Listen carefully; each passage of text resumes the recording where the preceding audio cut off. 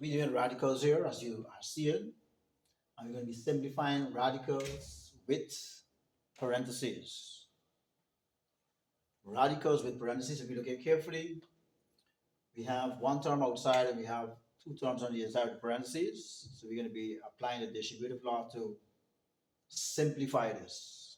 Just pay keen attention and see what happens. So we're going to have radical 15 times 2 radical 10 will give you 2 radical 150. Because we're going to multiply the radicand by the radicand, and we have the coefficient by coefficient. So 1 times 2 is 2, and 15 times 10 is 150. From there, we're going to have multiply this outer term by the second inner term. So we're going to have coefficient times coefficient, which is 1 times -4, which is -4. And radicand times radicand times radicand, we're going to have 15 times 6 is 90. From there now, we have to get two numbers. When we multiply them, we must get 150 and 90 respectively, and one must be rational and one must be irrational. So let's go and identify those numbers. We're going to have 2 times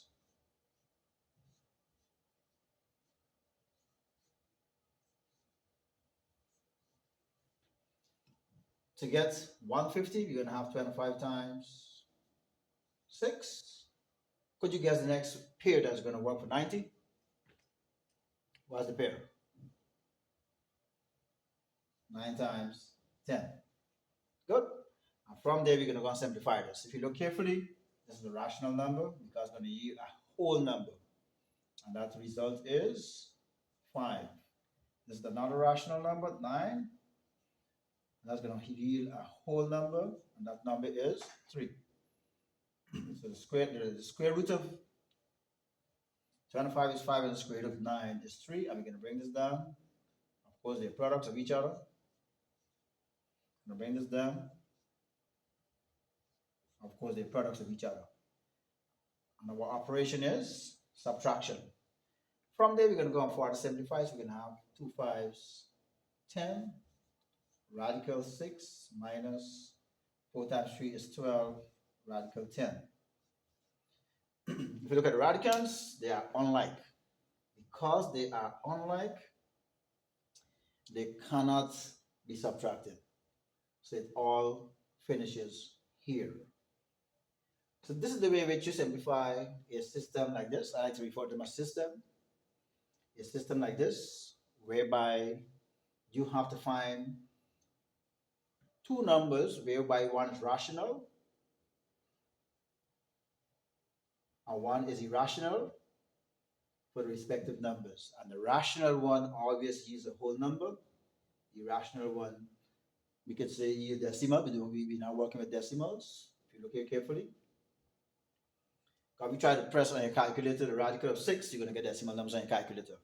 If you press radical 25 on your calculator or on your the calculator with the fancy hairstyle, you're going to get 5 and you're going to get 3 respectively.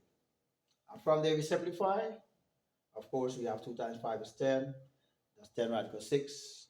And 4 times 3 is 12. That's 12 radical 10. And this is the way in which you can simplify a system like this. What I want to bring to your attention, for 150, it is not only 25 and 6. And for 90, it's not only 9 and 10. If I bring to your attention, 150, you have 2 and 75. You have 3 and 50. You have 5 and 30. You have 6 and 25, of which we use here.